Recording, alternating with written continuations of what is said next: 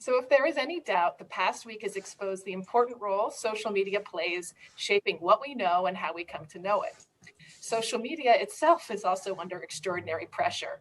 In the past week, we've seen major technology platforms close the accounts of President Trump due to his role in agitating supporters to take over the Capitol on January 6th this year. While there's little debate about whether these platforms had the right to ban those users who were in violation of their terms of service, there is a debate about whether it was the right way to deal with this. It was surprising to me that the most notable pushback came not from within the United States, but from many notable opposition leaders outside of the United States to authoritarian regimes. For example, Alexander Navalny, the Russian opposition leader, who was famously poisoned last year, allegedly by Putin, said this was a gift to authoritarians around the world. Timur Kuran, the scholar of social movements and authoritarianism at Duke University, warned that dictators around the world would use this moment to justify silencing even more people. But most of us here celebrated this deplatforming. And while our event today is not about the president or his deplatforming or the right of social media platforms to deplatform, we cannot escape the central role that social media is playing and shaping and what we know and how we know it. And these events illustrate that social media is a primary driver shaping discourse in our society. And there's no place where this is felt more than in academia. So when confronted with such trying news, what role does the university play in all of this? How are critical thinking skills affected by these dynamics? Higher education is supposed to help students develop thoughtful responses to questions, but not necessarily drive the students' conclusions. So the events of this past week certainly test the limits of open discourse, free inquiry, and tolerance of diverse perspectives. Over the past year, events have driven deep, deep holes in our society. It seems impossible to have conversations on issues that matter to so many of us. Increasingly, it seems that universities are not doing their job of bridging divides, but may be part of the problem. So many of the challenges that we face as faculty are driven by what happens on social media. So today, we're fortunate to have three distinguished scholars help us probe these issues, looking at the relationship between social media and universities. We'll do this by celebrating the launch of a new book that explores these issues. The book, Unassailable Ideas, How Unwritten Rules in Social Media Shape Discourse in American and Higher Education, was published late last year by Oxford University Press. We're delighted to have the authors, Professors Lana Redstone and John Villasenor, with us today to discuss their book. And we're honored to have Professor John McWhorter discuss and respond to the ideas in this book. So before moving on, let me briefly introduce our guests. First, I'm Jennifer Murtazashvili. I'm the director of the Center for Governance and Markets at the University of Pittsburgh. I failed to introduce myself in the beginning. And we have Lana Redstone here. She's Associate Professor of Sociology at the University of Illinois at Urbana-Champaign. Her work explores immigration issues, the discipline of sociology, as well as campus climate and viewpoint diversity. She's a consulting firm focused on viewpoint diversity and has developed a really impressive online video series that I encourage all of you to check out called Beyond Bigots and Snowflakes, that focuses on paths to more open communication and better problem solving. John Villasenor is Professor of Electrical Engineering, Law, Public Policy, and Management, and is the Director of the Institute for Technology and Law Policy at UCLA. His work addresses the intersection of technology, policy, law, and business with a focus on topics including digital communications, artificial intelligence, cybersecurity, and privacy. He's a member of the Council of Foreign Relations and an affiliate of the Center for International Security and Cooperation at Stanford. And last but not least, responding to all of this is Professor John McWhorter, who's a distinguished linguist and associate professor of English and Comparative Literature at Columbia University. He's the author of more than a dozen books on the development of language and well-known works on race relations in the United States. So thanks to all of you for being here today. And what we're going to do is I'm going to hand things off to Ilana and John, who will talk very briefly about the book and why they wrote it. And then John McWhorter will respond. And then we'll open things up to discussion. Thank you. Thank you so much, Jen. I guess, should I start? Yeah, so thanks so much for doing this and for putting this all together. And thank you to John McWhorter for delivering comments. So I think that the book was really a way to synthesize and bring together what we were, when John and I started talking about this in 2018, what we were both in our respective institutions seeing on campus. And just as we sort of started to talk through it and think through and share our own kind of experiences with what we've seen, it started to cohere around these rules and with this piece of social media. And there's, unfortunately, I guess, or perhaps fortunately for the book, but there's so much going on, and there were so many cases that it was easy to sort of start to see patterns, and hopefully to describe them in a way that says, hold on, this is actually something that we should be looking at a little bit more carefully. And so what we try and do in the book is not, we're trying to start a conversation, and not so much take an approach that, that it's a rant or that we're trying to tear things down. We're really trying to start a conversation that says, hang on a second, this is what we see, and this should be part of the conversation in order to sort of really open up dialogue moving forward for the entire academic endeavor. And I guess I'll just add to that it will come as a surprise to no one who follows academia closely that conversations in academia can sometimes be quite narrowly constrained. There's an enormous amount of both overt and implicit pressure to adopt or avoid particular points of view. And I do think that it impoverishes the climate, not only on campus, but of course in society more broadly, because where do people who graduate go? Well, they move out into society and they work for companies and work in other universities and so on. And so our book is certainly not the first of its genre, but it is, I think, among the first of its genre to specifically look at the role of social media, which of course is even though social media dates, you could date it to, pretty much about 20 years ago, the profoundly impactful role of social media on discourse more broadly, including but not limited to campus discourses, I think far more recent, as we've seen. I don't think, for example, social media played nearly the role in political campaigns in as recently as 2012, for example, as it certainly does now. And so the intersection of this climate of highly constrained discourse, where there's this very narrow path, and if you dare step off it, you do so at peril to your reputation and professional prospects, is a problem in general, and it is one that is arguably amplified and enforced through social media. And our goal is not to say that we have the answers, but in fact, the opposite, to argue that we don't have the answers, and frankly, neither do most other people, and that only by engaging with a diverse set of perspectives, including with people with whom we might disagree very much, do we have a chance at creating the kind of discourse and successful solutions to the problems that we face as a society. So the book is an attempt to sort of engage with some approaches to do that in a proactive, open, non-confrontational, accepting of diverse viewpoints way. Great, thank you. The book is, thank you very much for having me, folks. And thank you two for writing this, because it's an invaluable contribution to the discourse. It's a cool-headed book, which is important.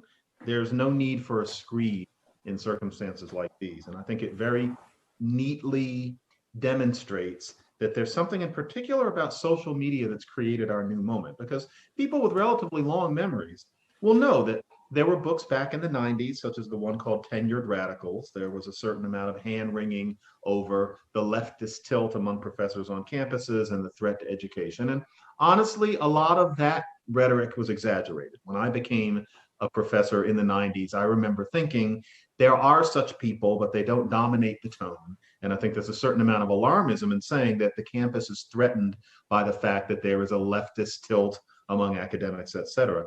But things have changed now, and it's because, as this book very neatly explains, social media allows a kind of intemperateness in expression that you wouldn't get if people had to communicate live and or face-to-face more. And it really does make a profound difference. This book gets at something that I very much perceived at a very particular time. The year was 2013. It wasn't around 2013. It was that year that I noticed at Columbia that there was a sea change in how discussions went among students, a sea change in how all but a very brave few of them felt about expressing themselves about things, and a sea change in how people like me could express themselves. It's when I started seeing heads start to roll. And in 2013, I was living my life and buying groceries just like anybody else.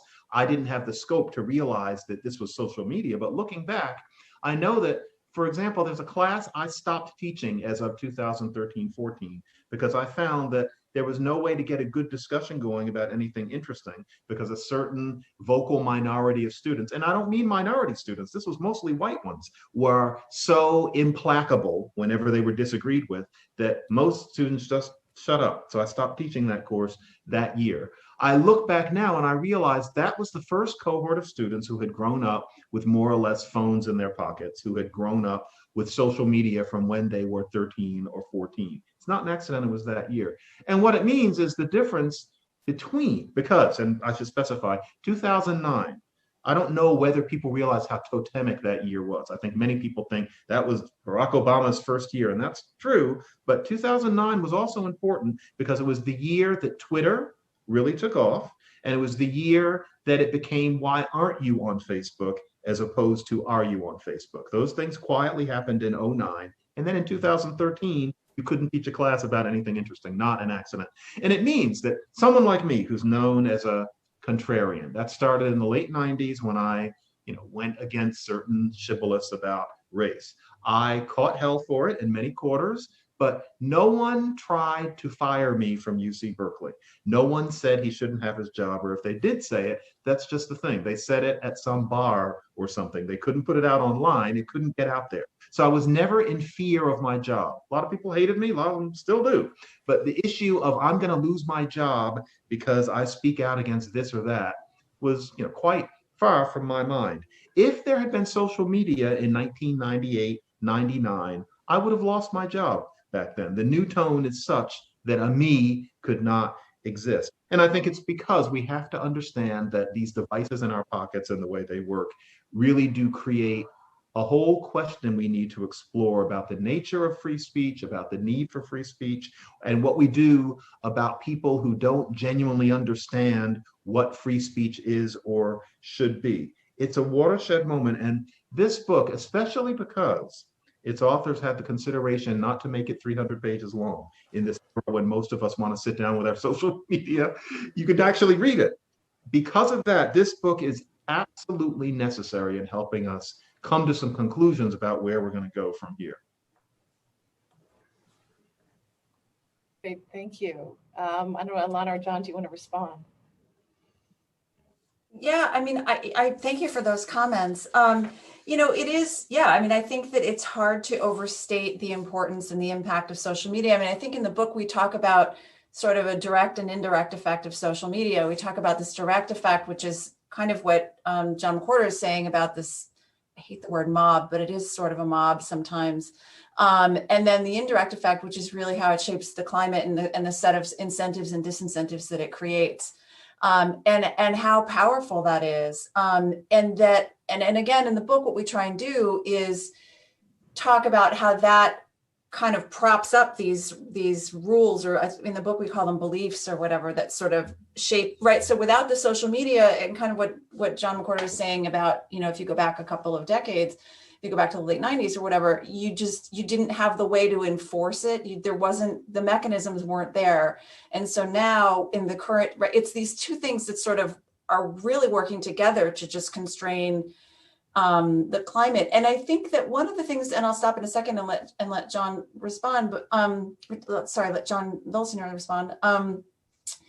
One of the things that we tried to do in the book was emphasize that this is really, and I feel like sometimes in these conversations, we do tend to focus on the things that we can measure in the sense of, how many disinvitations are there and how many shout downs and this kind of thing. And what we're trying to do is look at the upstream factors. The idea is that those are a symptom that happens later from this breakdown that's going on upstream. And so that's where we're trying to what we're trying to speak to.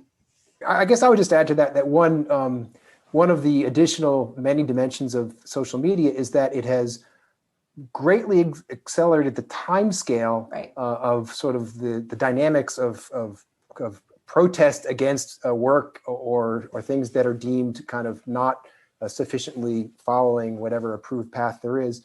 And it has also allowed people in academia who do want to bring pressure on people to employ an enormous group of people who aren't necessarily even connected to academia. And so you'll get an example where a professor or an academic researcher will publish a paper that rubs someone in the wrong way.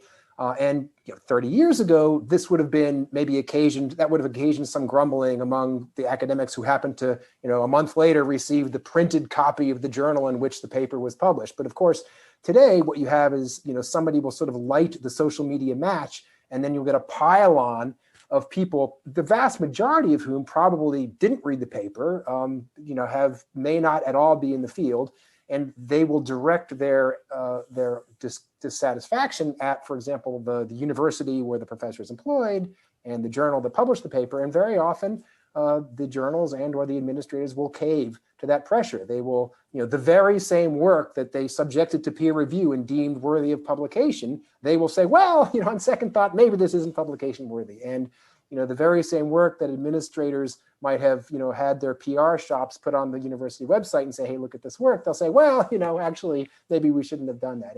And those kinds of things are not only harmful to the academic enterprise, themselves, but they send extremely powerful messages, right? Particularly to the very large fraction of faculty members who don't have security of employment. And that includes not only people who aren't yet tenured, but as many people know, the ranks of adjunct faculty have grown enormously as universities want to sort of make their budgets more easily able to be dialed up and down. And so all of those people may only have security of employment for the next 3 months. And nobody wants to be the person who's applying to have their contract renewed at the very moment that tens of thousands of people are shouting on social media that they shouldn't be employed there.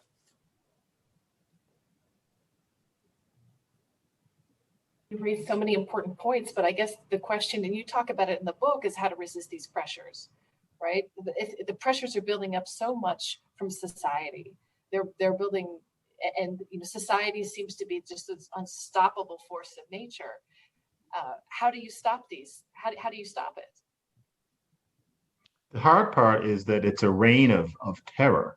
A lot of what's going on is that people are really, really frightened. And I think people make a calculus. How important are these particular issues of power differentials, racism, sexism, and sexual orientation? How much does this matter to me and my career when I'm buying groceries and raising children and I have a mortgage to pay? And I think for a great many people, they figure that this is one where they'll just allow a little bit of mendacity to pass because they have lives to lead. But that means that people who espouse a very particular and very peculiar kind of ideology that I would suspect most people don't agree with end up acquiring a kind of power and influence, because the one secret weapon that the people who espouse these kinds of ideas have is that they can call you a dirty name in this very public sphere. And that justifiably scares most people to their socks. It used to be they might call you that in a faculty meeting. If they really wanted to be extreme, they'd go into electronic mail and circulate something among their friends and say, pass it on. None of that had any real power. Today, they can get right up on a mountain and shout it to the whole world. That paralyzes, I would say, most people, including the brilliant and the moral, and even some people who would consider themselves otherwise brave. So that's the hugest challenge here. What can we do to stop people like this from using that weapon? And my solution these days has been to hope that we can find a way to make, and you two may disagree with me here, and I am very interested in hearing what your prescriptions here are, but I think that we need to start encouraging people to have a bit more of a backbone when their lives can allow it. There needs to be more of an experience among people who promulgate this kind of ideology, that they demand that things be their way and are told no. And then they're like the cephalopod that squirts the black ink. They get up on a mountaintop and call you terrible name.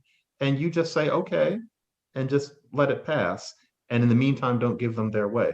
I may lack imagination, really, but I'm not sure this changes unless we stand athwart some of these people and say no. But I'd like to hear more suggestions. Well, I think one of them, this is obviously easier to suggest than to implement, is, administrators, there are exceptions, but administrators often do not have the back of people who come under, these sorts of pressures. And they often issue these sort of waffling statements, trying to kind of, please everybody, saying of course, academic is freedom, but, I am personally, disturbed by what Professor XYZ has suggested or something. And so, and by the way, I'm not saying that administrators should be, defending, things that are so clearly outrageous that any reasonable, rational person would see them that way. I'm talking about the many issues on which there are reasonable people can have a diversity of views, right? I mean, if you look at things like, I don't know, immigration policy and any number of other things, there's no one obvious solution to things like that. And some political issues like, what should people do in, certain areas of the world where they're disputed territories. I mean, there are any number of issues on which, there's always someone who's going to be offended by what somebody else says. And that doesn't mean that nobody should be allowed to say it. But the problem is that, administrators are very conflict averse in that sense. And I think many administrators are auditioning for higher office, right? And, if they're president of University X, they want to become president of University Y, which maybe has a bigger endowment or something. And the last thing they want is, anything that can be used against them in their climb up the corporate ladder. So I think, they are, many of them, not all of them, I'm sure there are exceptions, but many of them are motivated by, those sorts of pressures as well. Yeah. I think that,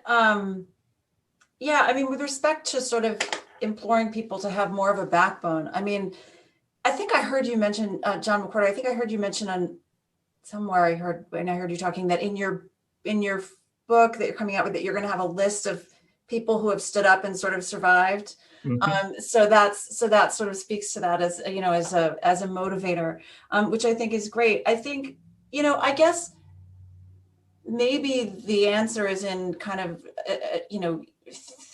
a really diverse set of strategies, including, somehow empowering administrators and also encouraging people to have a backbone. I think there is also room that I've seen, I guess the jury's still out on whether people will act on this, but I do think that there is a small amount of recognition, perhaps even more so after January 6th, that there is, to a certain extent, a moral obligation to, now you could say, well, people can recognize the moral obligation and it's an entirely different question as to whether or not they'll actually act on it. I'm just thinking about a meeting that I was in even this week with administrators, and there was somebody from very high up in the university system, and was sort of recognizing that there is sort of there's a moral imperative here too. Now, I don't know, does that grow into something that really pushes people into taking action, especially when that action is going to lead to somebody at some point saying that they're offended about something? I don't know. But I think that there are ways that, I do think there are ways to try to get people to think about, for example, the implications of using offense as a metric, right? You can have that conversation. And so open up that door, what does that mean? Is it, what does it mean that we use offense as a metric? What is it, and sort of think about that, and then try and, sort of slowly push that door open. But again, it's not fast or easy solutions. So. Ilana, you are a sociologist. Yeah.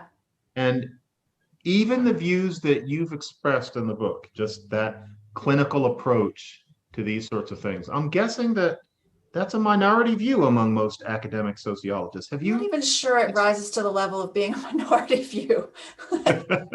So, have you experienced me? I don't know. Right? Any friction, given your area, How much time do you have?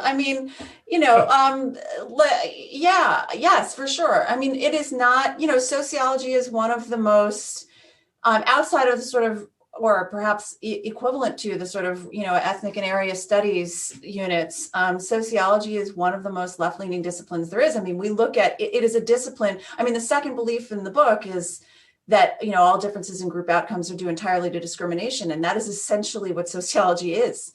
That is, Yeah. we look at inequality between groups, and, structural functionalism was this theory that that's now sort of frowned upon. It's this idea that, which is sort of the conservative idea that was conservative sociology that nobody takes seriously anymore, because it's viewed as conservative, and sort of blame the victim.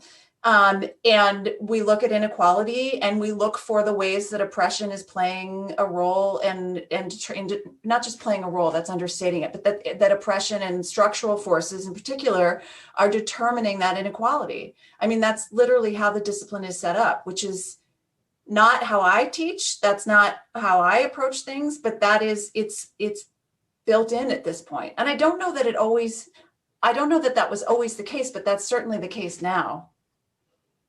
Yeah. And I think sociology does that job very well in itself. But yes, there is a preset agenda. And I'm refreshed to see you are a sociologist, and yet you're looking at it from, and I know most sociologists would see themselves as looking at things from a bird's eye view. But often I'm not sure all of them are as far away from matters as they think. And you really are trying to hover over and watch. And I just thought, it's me who's often called brave, and I never know what they mean. And here I am saying to you, that's pretty brave to go public as a sociologist with these views. Thanks. I mean, I don't know. I don't know if I'm especially brave. What motivates me is just, we kind of suck collectively at having conversations about things that we really need to be able to have conversations about. And it's sort of horrifying.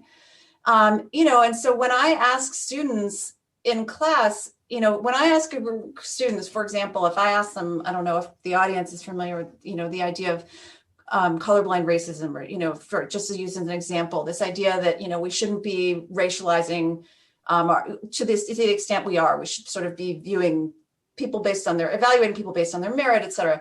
And, if I ask people, how is this approach, or how is this way of understanding the world useful? And they're very good at giving me a list of how this is really helpful. It makes people recognize their unearned advantage. It makes people think about the implications of race in their lives. All of these, frankly, perfectly valid and reasonable points. And then if I ask them and I say, why might somebody have concerns or object to, object maybe even a little bit too strong, but why might somebody have concerns about this approach, about, this idea of colorblind racism? And they have nothing. They can say they have nothing. Like we've given them nothing other than, I don't know, those are people who want to deny that racism is real. Really? Okay, I guess there's some of that, but I'm pretty sure that's not the whole story. Mm-hmm. And then we just push them out into the world and off they go. So, and it's alarming. And I guess one of the biggest challenges is that, it becomes very personal, because rather than challenging the outcome of the research process, you challenge the motive of the researcher, right? And I think that's where it becomes a very painful, very personal issue, and it makes people afraid to share their research, because they'll be pointed to and say, you found something different. Why is that? What is it about you? Right? That changes things. We're getting some interesting questions from the audience right now. And before you respond to that, I just thought I'd share some of them with you, because what I found so fascinating about the book was it really focused. It was not just an important diagnosis, right, of what's going on, but it provided very constructive solutions. And a lot of what the book focuses on at the end, is this role of the administrators in this process. And there's a question as how big of a problem are university administrative positions that seem designed to find faculty engaging in, quote, wrong think? How much is that? And what is that the consequence of, right? So there's incentives, I think, now of administrators, who want to climb higher in the ranks to have this pristine record, in dealing with these kinds of issues. But how would you change the incentives of administrators, right? So Right. could you have administrators come out who say, you know, I've increased viewpoint diversity in such and such a way, right? I mean, how would you actually change those incentives? I guess, can I, before we get to that, can I just add to something that Alana was saying just a moment ago? Of course. Yeah, I mean, I think what's important to underscore here in this conversation, which we also underscore in the book, is that our goal is we're not suggesting banishing some of these ideologies from the academy at all. We're simply suggesting that you know, we welcome the kinds of we welcome those conversations as being in the conversation, but they shouldn't be the only thing in the conversation. In other words, it's perfectly reasonable, you know, if you talk about, you know, colorblind racism or any of these other topics, we want to hear people who really believe that and believe in the sort of that way of looking at the world and think that it has something really important to teach us all. And we want that in the conversation, but we also want people who have other views on, you know, solving some of these challenges. So again, the goal is not to sort of banish any of these sort of dominant kind of approaches to teaching, but just to complement them with so that students understand that they are not the only way to see the world, and that's really what's missing. So we'd like to add to the diversity of the curriculum, not remove things that are already in the curriculum. And sorry, I didn't ask. Then your question again was about administrators, right? About incentives. That's a hard one.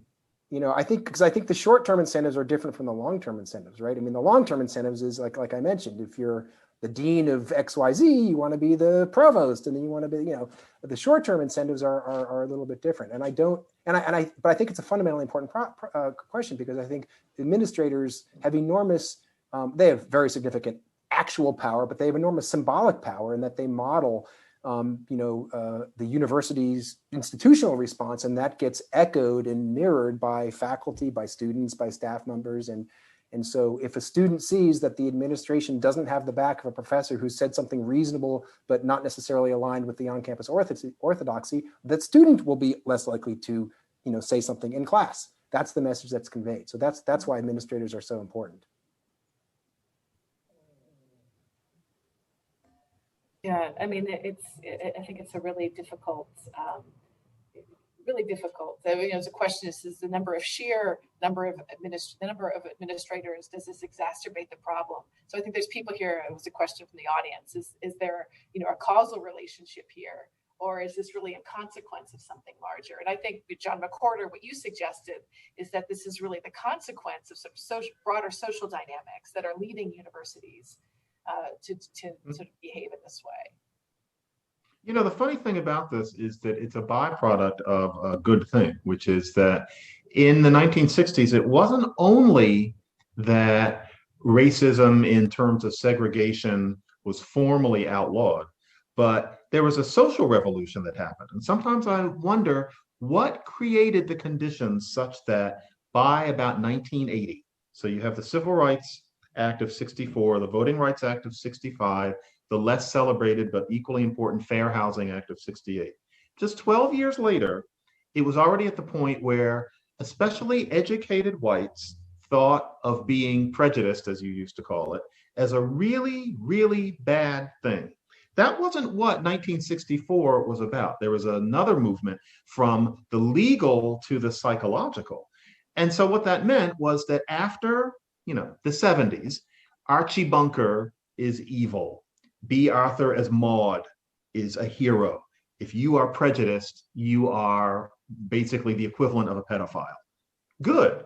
But that means that here, 35 and 40 years later, we have a situation where what is hamstringing these administrators and what has gone through student bodies is that there is that fear of being a racist. You can imagine this weird science fiction alternative where social media comes in an America where there had not been that psychological revolution in the 70s.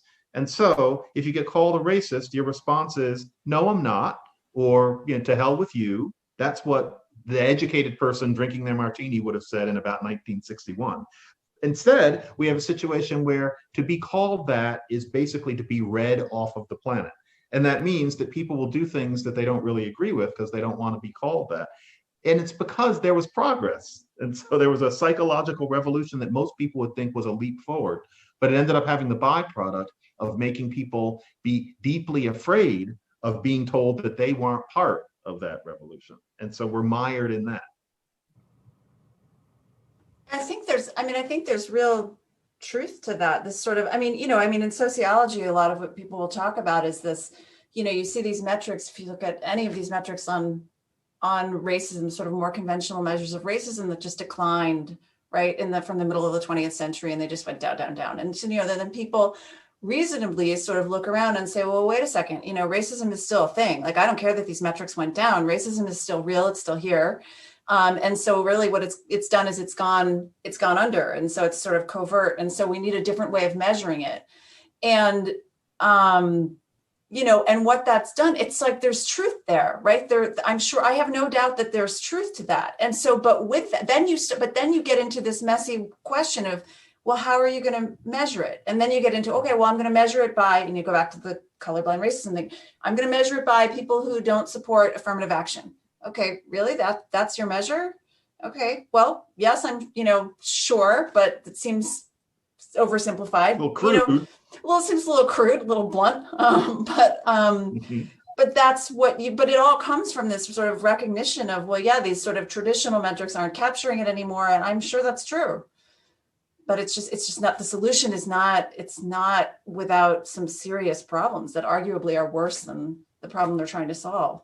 One question I can ask is, somebody dropped in the chat a question about conflict theory. And as my training is in engineering, so I'm not even sure how I'd answer that. But since it seems to be kind of a thing, maybe does it make sense to briefly explain for the audience what that is and why that's so important for the whole discussion here? Yeah, conflict theory. Actually, I just wrote something for tablet that'll come out in a couple of weeks on conflict theory, and sort of how it's, and some of the ways in which it's problematic. But conflict theory does sort of trace its roots to Marxism in some ways. It's not the direct line, but in some ways. But it is a way of understanding. It's a way of understanding the world that sort of looks at different groups vying for resources, vying for limited resources, and the way in which those groups separate themselves. It could be, originally it's sort of by economic and social class, and then it becomes, but then, it sort of shifts into identity groups, frankly. But it's a way of explaining problems and understanding the world that reduces everything to power struggles between sort of oppressor and oppressed groups. And, as with so many things, and this is one of what I sort of argued in the piece, is that, there's, of course, that's part of it. Power matters.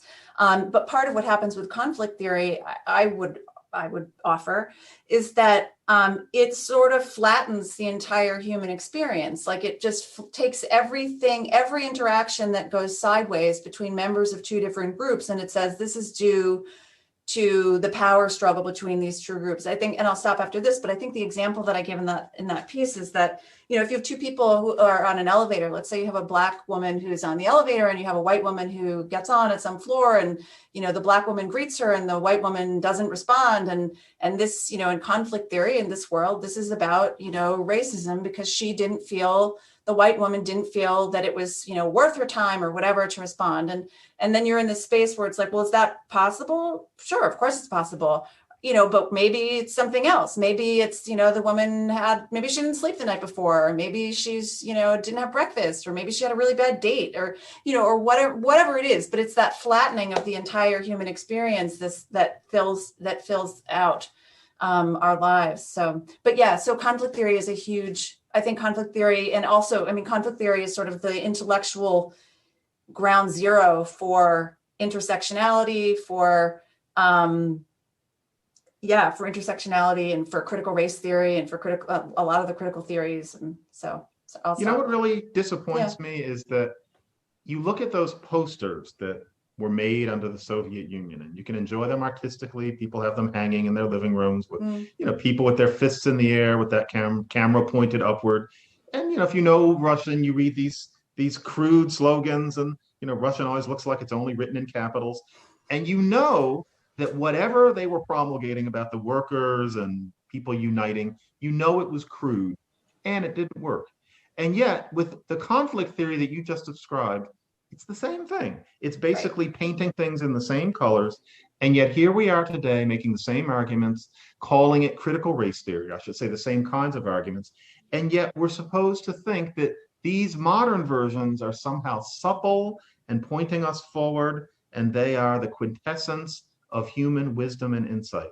I'm not aware that there's a whole lot of difference in tone or usefulness between the two kinds of expression that I'm talking about. But I guess we're not supposed to see it that way.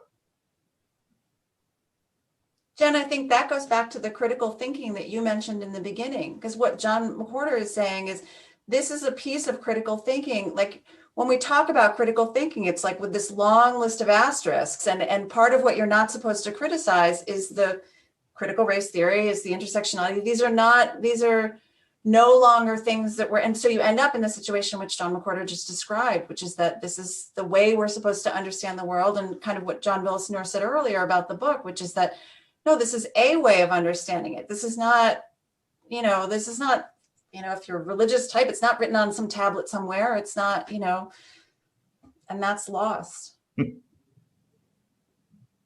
You're muted. Terrible. So in your work, Alana, you've really strived hard to work with students to overcome some of these challenges. I was wondering if you could I'm so intrigued by this course that you teach, Beyond Bigots and Snowflakes. Doing this in the classroom is really hard. I don't know if you can tell us a little bit. Yeah, I mean, that's an elective class. So, I get students who want to be there. That doesn't mean it's problem-free, but it's— Should tell them the other part of the title.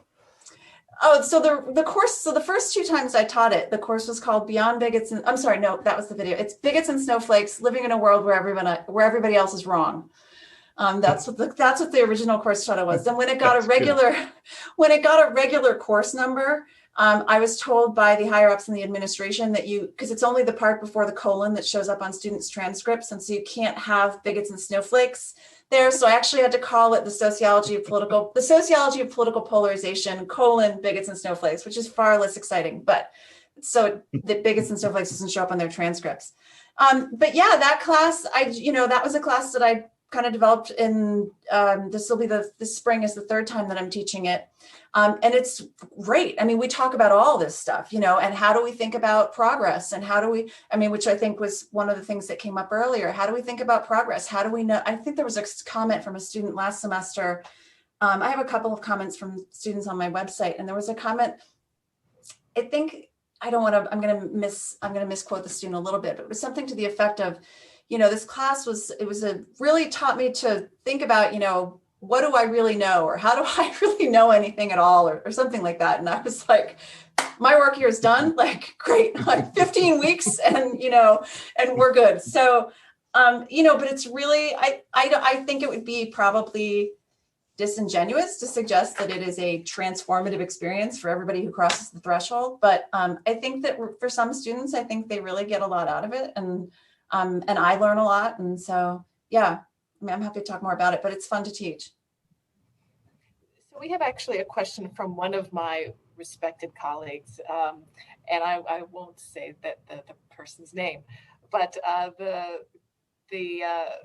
says the conversation began with a discussion of social media companies censoring Donald Trump and many more of the accounts of his followers. But isn't this movement to shut down any other political perspective in academia reflective of what's happening more generally in society and in government, corporate America, and so forth? Is social media a tool rather than entirely a cause?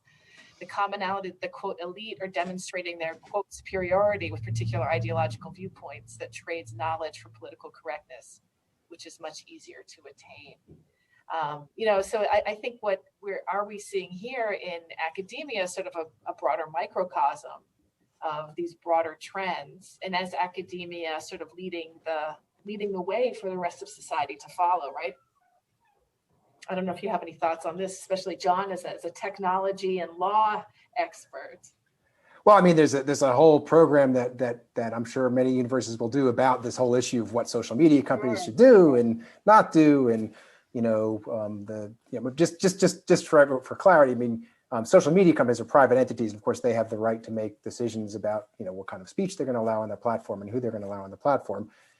But you can you can believe that, and but still also it's a legitimate concern if you have, Mark Zuckerberg, Jeff Bezos and Jack Dorsey at Twitter, and the CEOs of, the CEOs of a pretty small number of companies having an enormous amount of control over public discourse. You can agree that that's not necessarily a good thing, while also agreeing that as a legal matter, these companies certainly have the right to make these sorts of decisions. But I think it, the kind of broader impact of this sorts of thing is that, the, deplatforming, when you do it to someone who deserves to be deplatformed, then you also make it easier to do to people who don't necessarily deserve to be deplatformed, right? It becomes kind of a more readily accessed tool in the toolbox. And so you have to ask those questions, and then you also have to ask the questions of consistency. I mean, just one widely cited example is, there are many examples of other countries where social media, Facebook, for example, has been used to spur what ended up being, really terrible things against particular groups, and Facebook wasn't necessarily particularly responsive to those things. And, so you can argue, are these social media companies doing this because they're really, trying to exercise some consistent sort of policy there, or are they informed by, political realities? As I read, one professor said, I'm paraphrasing it, but if President Trump was headed for another term, would Twitter and Facebook have actually canceled his accounts? I mean, it's a legitimate question to ask, and I'm not sure that the answer would have been the same, right? And so that sort of shows that these decisions are influenced by a lot of things. And it ties back to the kind of campus climate issue in the sense that, people and companies make decisions based on a whole set of factors, right? Only one of which is some sort of absolute evaluation of the merits or not of a particular voice. And they're influenced by very practical considerations. As John McWhorter said, if somebody's, needs the income from their university position to buy groceries and pay for daycare, then maybe they will think twice before they publish the paper that, might call into question whether their contract is going to be renewed. And social media companies at a macro scale make similar calculations. And the question is, to some extent that's natural, but to the extent that it undermines discourse, it's something we should be thinking about. I think that actually one good thing that might come out of this in terms of what John is referring to and what the question refers to is that what's going on now is that people who thought of themselves as left of center are being told that they're heretics for not being extremely left of center. So there are people who always thought that they were on the side of the angels being told that they might as well be frothing at the mouth right-wing zealots. That doesn't feel good. And if the nature of what happens after this is that left side is made to, as I've put it in some other places, just sit down, not go away, but sit down the way you were before, where you are one of many voices instead of shouting everybody down. If it gets to that point, I wonder if liberals, as opposed to leftists, will become more comfortable or more forgiving of open conservatives. It seems to me, and this might be wishful thinking, that the person who is a good liberal but not a hard leftist, after having gone through years of being scared to death of the hard leftist reading them out of society, might decide that political science faculty member who is conservative, or that religious studies scholar, or that historian, maybe does not deserve to be shunned as much as they thought. I wonder if we'll see a certain amount of polity among the people in the middle on both sides of the left and right, at least, that we didn't have before, because liberals have now gotten such a taste of being taught that they're terrible people by those who they thought of themselves as allies of until about 10 minutes ago.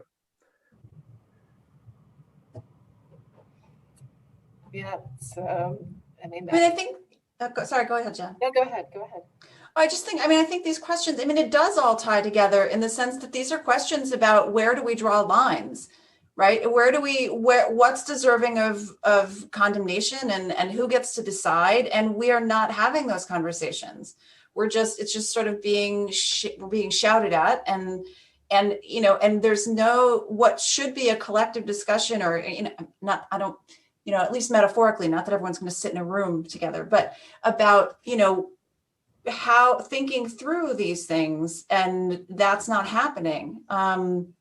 And that's concerning. And I mean, I think anytime you have a situation where you're essentially have drawn a line around or drawn a circle around, to some extent, conservative positions on issues, and said all of these are problematic or racist or sexist or whatever, where do you go?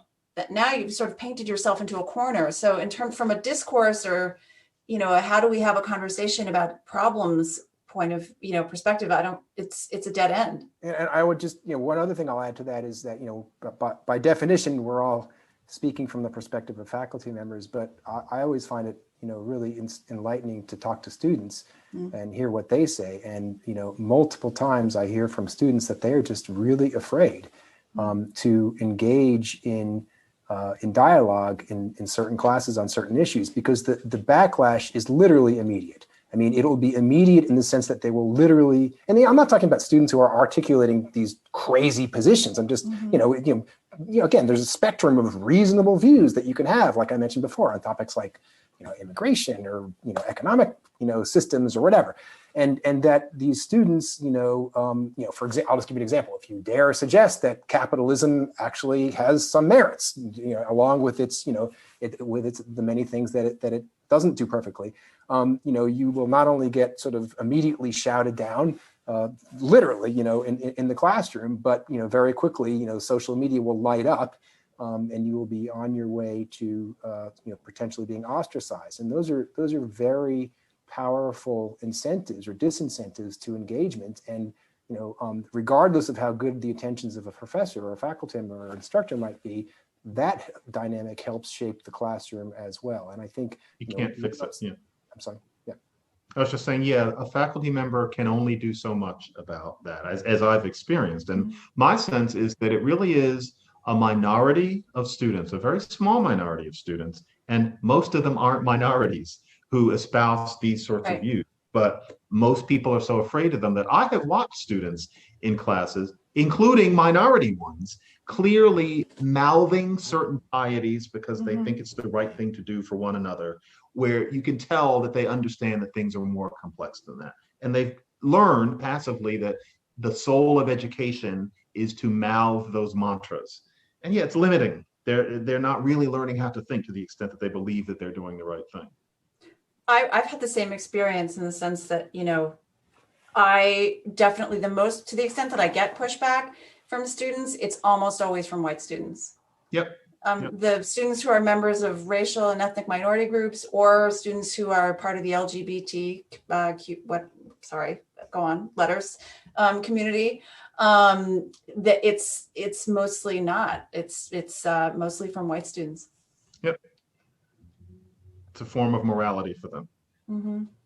Yeah, one of the things I've tried to do is, often when I'm teaching contentious topics, I'll go into classes for an entire semester and I'll challenge myself that, can I get through this semester without the students knowing what I think about any of this? Right? And it's hard. And it's like the biggest compliment I could get from students, like, we don't know what she thinks about X. And I don't know that I can always pull it off. And I'm not always sure that's the right thing to do. Right. Because in some ways it's a way for me to avoid some controversies. But I just lay it out there and I said, it's up to you guys to decide but I don't want to bring the podium, my views, into the classroom and, want to show students that I'm open to change my mind. Right. I mean, that's hard. I think, if people have said this for thousands of years, but I think the biggest single tool for addressing some of these concerns is humility, is a recognition that, any of us, what we think may not be correct. And that we need to always be open to rethinking what we think and to listening to thoughtful people, intelligent people who have arrived at very different views of the world and at least listening to what they say, not necessarily committing to agreeing to what they say, but not writing them off, presumptively, just because they think that way. And that's sort of, the opposite of humility, which you could argue, it's dangerous for me to say this with John McWhorter on this call because he's the language expert, but I think it might be arrogance.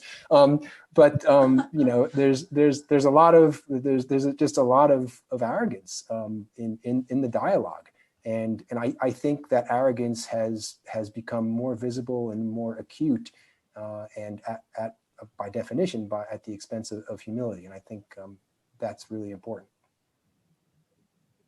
talk quite a lot about that in the book, and it's sort of, I think we'll end with this question. We just have a few minutes left, but how do you talk about the need to build humility and create more humility, but that's really hard, right? I mean, where all of the incentives, if university is on a path towards justice, or there's no uncertainty there about what we should be fighting for, what we should be striving for.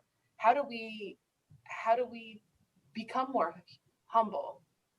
I think it's more specific. I think it's even more specific than that. I think it's humble about these particular things, because I think that if you talk about humility generally, I don't know that people necessarily make the connection to these particular issues that touch identity in all of its forms, especially. And so it's, I mean, I'll just speak for myself, the way I've tried to address that, the stickiness of that problem, is just what I said before about asking questions, not saying, really sort of like trying to get people, whether it's students or whoever I'm talking to kind of walk to that space by themselves. Like, well, how do you know, how do you know what you know? Or how do you know what you think you know? How sure can you be? How do you, and the other thing I would say is, and I know we're short on time here, but what are the implications of getting it wrong? Right. So what if you're wrong? What if you're wrong about that person, who is opposed to affirmative action? What if they're not racist and you tell them they are? And what if you get it wrong a lot? And what does that mean? And so I don't know if other people have other thoughts, but that's how I've tried to navigate that space. Yeah, so let me just wrap things up actually with one final question for all of you. And it's really just about, where is this headed? So on the other hand, I think there's opportunities for us to be discouraged, by many things that we've seen over the past several months, and especially the past couple of weeks. But you've published this book, and as you noted, early on in the book, it's part of a genre. And are we reaching a turning point where universities, have we reached sort of a critical mass of people where, I'll just briefly say, I want to leave time for those, but briefly say that, the glass half full view of this is that, the world has moved to a place where the incredible degree of polarization present in society is just so stark. And, the optimistic view of how we'll react to that is that it will make all of us, regardless of where we may sit on, for example, the political spectrum, more aware of the fact that we have no chance of solving these complex problems if we sort of divide ourselves into these, groups that, that mutually despise one another and never talk to one another. And so that's the glass half full way. Of course, there's a glass half empty way to look at it as well, which we sort of head over the cliff and it's all, there are irreconcilable differences. But I'd love to hear what John and Alana think. I don't know where we're going on this, because there are unpredictable aspects of how social media works. There are unpredictable aspects of what's going to happen in the news. Talk about humility. I have a hard time saying now that things will get better or that things will get worse. But I do think, and I don't mean to sound recreationally skeptical, I don't think that most people who harbor the three beliefs that you talk about are reachable on these issues. They may be quite humble about other things, but I think that, as I've written about it in many places, and I think people are beginning to understand that I don't mean it as a metaphor. This is a religion. This would be indistinguishable from religion to any Martian anthropologist. And so to try to convince somebody out of those beliefs, to tell them about John Stuart Mill, in my, at this point, 25 years experience dealing with people like that, even before I thought of them as a category, on these issues, they're not movable. And so the question for me is, what will the rest of society do despite them? What will the administrators do? What will the cowed student do? What will all of us do when this sort of thing pops up at, I don't know what a cocktail party is. I don't know what event that corresponds to in our lives, but let's pretend that there's a such thing. When you're at the cocktail party and somebody thinks this way, do you let them get by with what they said with silence and a nervous chuckle, or do you counter them? Or do you ostracize that person at the party? I don't know where we're going to go, but I do hope that we get to the point that we can all consider letting that person call you a name without folding off into the corner and without deciding not to be ourselves at the next cocktail party. That's what I hope will happen. Will that happen? I genuinely don't know at this point. I can't say.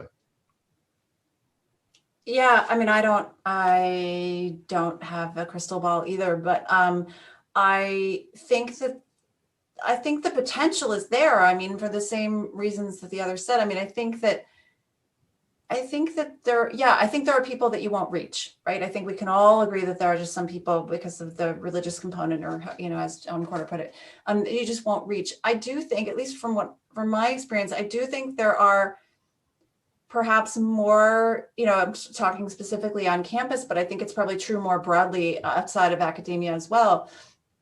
I think there are more people who would question some of this if there was more of a discussion about it, and if there was more of a conversation about, like, okay, let's talk through the implications of this. Let's talk about what this means, like in just plain language. And I think there are people that would be open to that. Now, how do you make that happen? You need a critical mass of, instructors and educators, and to really cause a sea change. So, I mean, that's, I guess, both the glass half full and half empty. The potential is there, but can we, will it be wasted? I don't know. I'm trying to do my part, but Me too. it's a drop in the ocean. Yeah. So we can all do our part by encouraging our colleagues to buy Unassailable Ideas. That's What right. is that now? Oxford University Press. Alana and John, thank you so much. There it is. Right, and I'm looking forward to John McWhorter's book on cursing. That sounds like an interesting one. Yes, absolutely. 9 nasty words. That's coming in May. I should make Oh. that. And the Substack on the other one. And yes, we will see. My other book will be coming soon, folks. I Right. can only say that right now, but soon. Right. No, that's great. Thank you to Jen for organizing this, and thank you, John McWhorter, for Thank you, Jen. giving comments and everything. It's just, Thank yes, you I'm for very having me. grateful. Yeah. Definitely. Great. Thanks to all of you, and wishing you all the best for a happy 2021. Yes, likewise. Yes, Thank take you. care. Thank you. Thanks to all of you. See you soon. Bye. Thank you. Bye-bye.